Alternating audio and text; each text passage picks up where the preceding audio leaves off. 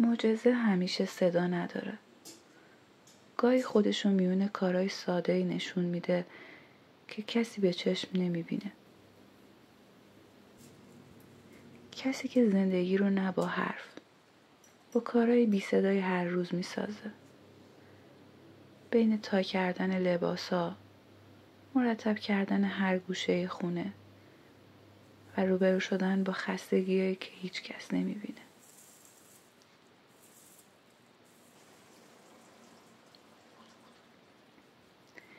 کسی که درداشو پشت لبخندش قایم میکنه، دلشو لای همین کارهای کوچیک میذاره و آرامشو با دستای خودش به خونه برمیگردونه. مادر یعنی تکرار بی پایان عشق در ساده ترین لحظه های دنیا. عشقی که نه کم میشه نه تموم.